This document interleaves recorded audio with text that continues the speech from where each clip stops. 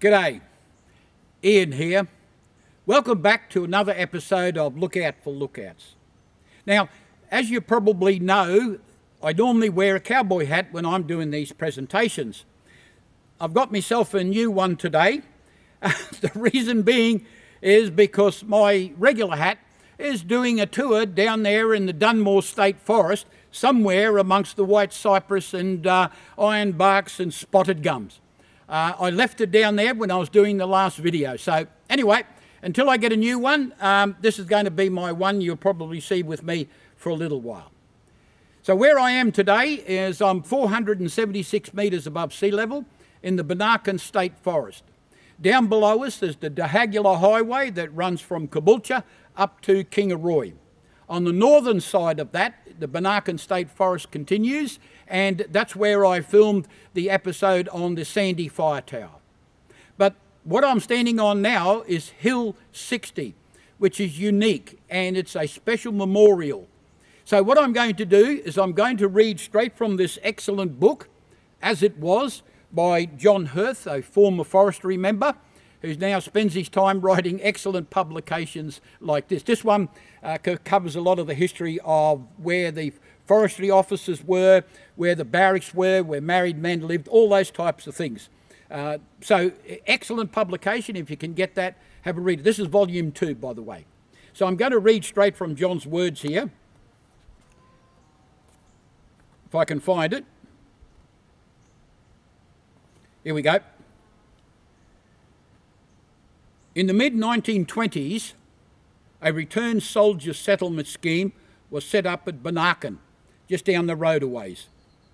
A small hill called Hill 60 in compartment 260, previously compartment 16 on the forestry map, Bunaken logging area was first planted in December 1939 by men of the 4th Brigade of the Australian Imperial Forces, who returned from the Turkish Battle of Hill 60, which was fought on 21st August 1959, on a small knoll on a ridge between Anzac Cove and Suvla Bay, Gallipoli in Turkey. The first plantings were clear-felled in 1995, and the second rotation was planted in 1996.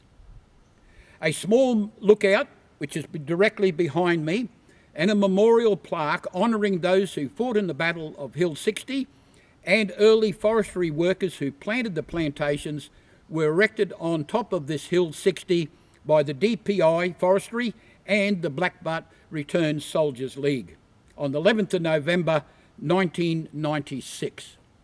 So where I'm standing now is unique, and it is really a hill. I'd love to have been here when they first started planting all the forestry plantations, so you could see right over the magnificent valley. Just looking through the trees, you can see little gaps where you can get a magnificent view of the surrounding area.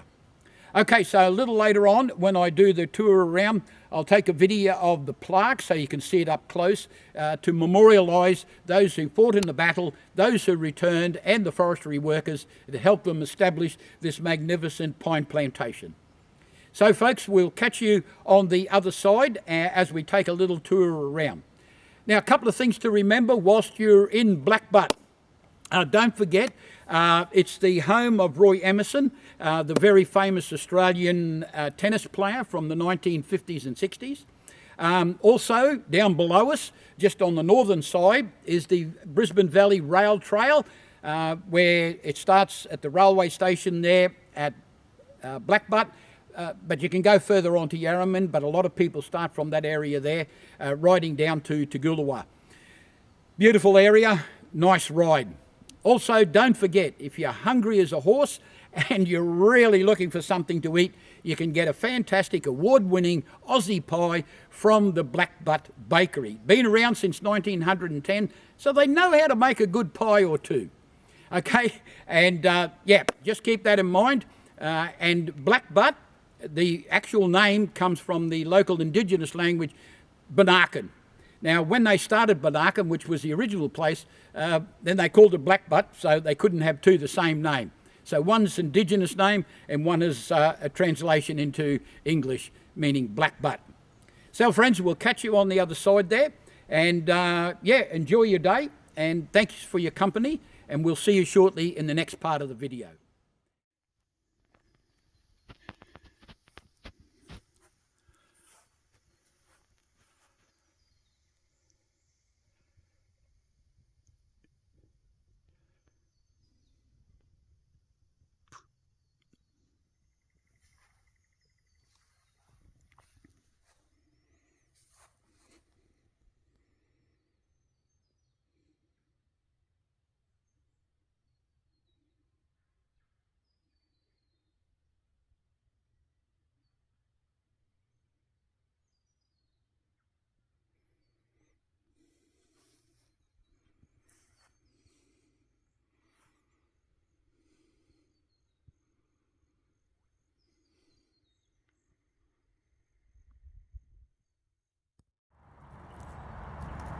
G'day. So I've decided to film the second half of this video to give you an update on the various fire towers in a special location. So you can see the sign behind me here gives you an indication of what the log was in the background. And once you know that, you understand the history of Blackbutt and the Banarkin area. It was a timber getter's paradise. At one stage, as mentioned in my Sandy Tower video, that this area had the largest single stand of ironbark in Australia. So again, it was a timber getter's paradise. And you can see why forestry was vitally important to these timber towns just down the road there a bit. Also at the present moment, the wattles are all out in bloom.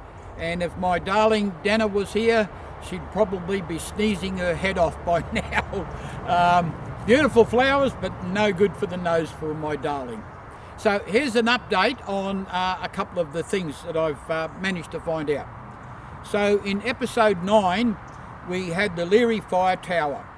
Now that name came from the Leary family, had deep roots in early Queensland land selection, sawmilling and politics that influenced how the rich timber reserves were to be used. So that's the origins of the Leary Fire Tower. In episode 8, I filmed the Sandy Fire Tower, number 5, just up the road here. Now, the origins of that name is named after a local creek in the range between the Blackbutt and Banarkin areas. So that was fairly simple and straightforward, that one, and that was quite common when they named the various areas after geographic features. In episode 19, we had the Kelly Tower number 8 up there east of Gympie. The Kelly family was prominent as early European settlers and timber workers in the Gympie and Cooloola hinterlands, late 19th century into the earlier 20th century. So that was the Kelly Fire Tower number 8, and that's what it was named after. And then we had episode 21, which was the Waggabar Fire Tower down there in Western Creek State Forest. That was named after the local indigenous language meaning crow. And then episode 23. This is the one that I filmed out at the Wagi Fire Tower in the Barracuda State Forest. Wagi Fire Tower number 4, it was Queensland Heritage listed in 2018.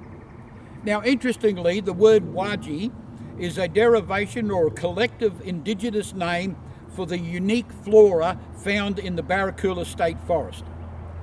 Botanists name things like this: the Wagi wattle and the Wagi messmate.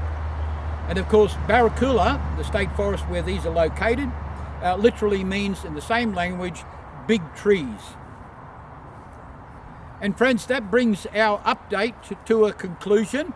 I've had a beautiful day here in Blackbutt and Banarkin, and I had the opportunity of doing a presentation to local historians and history buffs on my fire tower adventures. And a big shout out to them, and particularly Michael. Thank you very much for the invitation. I had a great morning. Now also, don't keep in mind the earlier things I mentioned about Blackbutt. come September, we've got the Avocado Festival here in Blackbutt. If you get the chance to come, please enjoy. It's a fantastic time. Dana and I were up here a few years ago, and we had a great time with the locals. Unfortunately, I can't eat avocado. Gives my gallbladder a bit of a wobbly, but Dana loves it, and it's great. My mum used to have avocado on toast with salt and pepper and Worcestershire sauce, so that's a bit of a recipe. So don't forget, keep an eye out for the festival coming up in September, the Avocado Festival. Okay, crew, guys, thanks for your company today. Have a great day. Be safe out there, and we'll catch you on the next video. Bye for now.